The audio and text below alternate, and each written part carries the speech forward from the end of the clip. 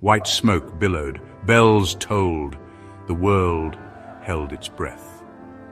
A new leader stood on the balcony of St. Peter's Basilica. Cardinal Luis Antonio Tagle, the Archbishop of Manila, was now Pope Francis II. It was a moment for the history books. The Catholic Church had a new shepherd. The crowds in St. Peter's Square erupted, cheers mixed with tears. A wave of joy swept across the globe, especially in Tagle's native Philippines. For many, this was more than just a new pope. It was a sign of change, a beacon of hope. The weight of the papacy now rested on Tagle's shoulders. He was a man known for his humility, his intellect, and his deep compassion. The world watched, eager to see what this new era would bring. Cardinals from around the world had gathered in Rome. They came together for the sacred ritual of the Papal Conclave. The weight of the moment hung heavy in the air. The fate of the Catholic Church, with its 1.3 billion members, was in their hands. For days, the cardinals met in solemn secrecy within the Sistine Chapel. They prayed, they debated, they voted. The world outside waited with bated breath. Each puff of smoke from the chimney was scrutinized for any hint of a decision. Then, on that electrifying afternoon, the white smoke appeared. The signal was unmistakable. A new pope had been chosen. The crowd in St. Peter's Square swelled, anticipation reaching fever pitch. Who would it be? Luis Antonio Tagle, known affectionately as Chito in his homeland, had traveled a long road. Born in Manila in 1957, he rose from humble beginnings to become one of the most respected figures in the Catholic Church. His journey had taken him from the bustling streets of Manila to the hallowed halls of the Vatican. He studied, he taught, he served. He became known for his sharp mind, his deep faith, and his unwavering commitment to the poor and marginalized. Tagle's theological brilliance was matched only by his pastoral heart. He connected with people from all walks of life. His warmth and humility transcended cultural and linguistic barriers. He was a man of the people. Tagle's time as Archbishop of Manila had been marked by his tireless advocacy for social justice. He spoke out against poverty, inequality, and corruption. He challenged the powerful and comforted the afflicted. His work extended far beyond the Philippines. As head of Caritas Internationalis, he had been a leading voice on the global stage. He championed the cause of refugees, migrants, and victims of natural disasters. He reminded the world that we are all interconnected, all children of God. Now, as Pope Francis II, his voice would carry even greater weight. The world listened, eager to hear his message of hope, compassion, and unity. Asia rejoices. Across Asia, from the Philippines to South Korea, from India to Vietnam, a wave of joy rippled through Catholic communities. The election of Pope Francis II was a watershed moment. Never before had a son of Asia ascended to the throne of St. Peter. In the Philippines, the celebrations were especially jubilant. Churches were packed. Fireworks lit up the night sky. This was a moment of immense pride for the Filipino people. One of their own had risen to the highest position in the Catholic Church, but the sense of excitement extended far beyond the Philippines. Throughout Asia, there was a feeling that this papacy could mark a new chapter in the relationship between the Catholic Church and the world's most populous continent. A church transformed. The election of Pope Francis II sent shockwaves through the Catholic Church. His rise to the papacy was unexpected, a moment that many saw as a turning point for the Church. The world watched with bated breath as he stepped onto the balcony of St. Peter's Basilica, a symbol of hope and renewal. Here was a man who embodied both tradition and change. His background was rich with experience, having served in various capacities within the Church, from a humble parish priest to a respected theologian. His deep understanding of church doctrine was matched by his compassion for the marginalized and the oppressed. He was a scholar steeped in church doctrine, but also a pastor deeply attuned to the realities of the modern world. His writings reflected a keen awareness of contemporary issues, from social justice to environmental stewardship. He was not just a figurehead, but a leader who sought to bridge the gap between the ancient and the modern. Many hoped his papacy would usher in a new era of openness and dialogue. The faithful yearned for a church that could engage in meaningful conversations with other faiths, a church that could be a beacon of unity in a divided world. His election ignited a sense of optimism that had long been dormant. They looked forward to a church that was more inclusive, more welcoming, more engaged with the burning issues of our time.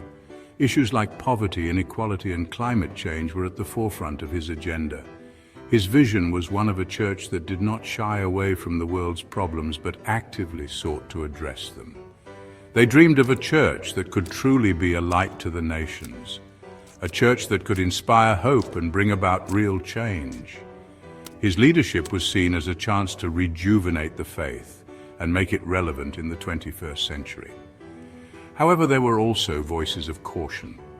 Not everyone was convinced that change was necessary or even desirable. Some within the Vatican were wary of his progressive ideas, fearing that they might undermine the Church's long-standing traditions. Some feared that Tagle's reformist instincts would face resistance from within the Vatican.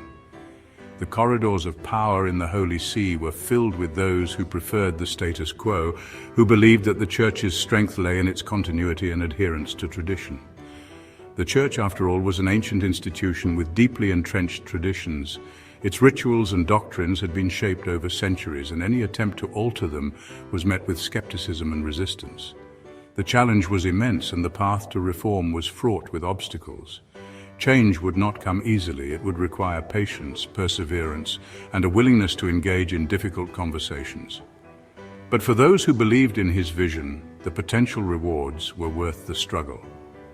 They saw in Pope Francis II a leader who could guide the Church into a new era, one that was more inclusive, compassionate, and attuned to the needs of the modern world. Challenges and opportunities. The new Pope faced a daunting array of challenges. From the moment he stepped into his role, the weight of the Church's past and the hopes for its future rested heavily on his shoulders. The Catholic Church was grappling with issues that had plagued it for decades: clerical sexual abuse, which had not only shattered the lives of countless victims but also eroded trust in the institution itself. The faithful were demanding transparency, justice, and a commitment to ensuring such atrocities would never happen again. Financial scandals further tarnished the Church's reputation, with allegations of mismanagement and corruption casting a long shadow. Declining attendance in the West signaled a growing disconnection between the Church and modern society, while increasing secularization posed a fundamental challenge to its influence and relevance. At the same time, the world itself was in turmoil. Global crises, from wars and conflicts to humanitarian disasters, created an environment of instability and fear. The Church was called upon to be a beacon of hope and a voice for peace in these troubled times. Climate change, economic inequality, political polarization, and religious extremism were just some of the pressing issues demanding attention. Each of these challenges required a nuanced and compassionate response, and the world looked to the Church for moral leadership and guidance. The faithful, as well as those outside the Church, sought direction and reassurance in a time of uncertainty. The new Pope's sermons and public addresses were closely watched as people yearned for words of wisdom and comfort. Yet, amidst these challenges, there were also immense opportunities. The new Pope had the chance to redefine the Church's role in the modern world, to build bridges between different communities, and to foster a spirit of inclusivity and understanding. Pope Francis II had the potential to be a transformative figure, a leader who could navigate the complexities of the 21st century with grace and wisdom. His actions and decisions would be pivotal in shaping the future of the Church.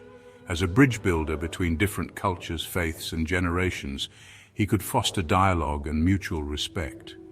His engagement with young people and his efforts to address contemporary issues resonated with many, offering a vision of a more inclusive and compassionate Church. The world held its breath, waiting to see what path he would chart for the Catholic Church in the 21st century.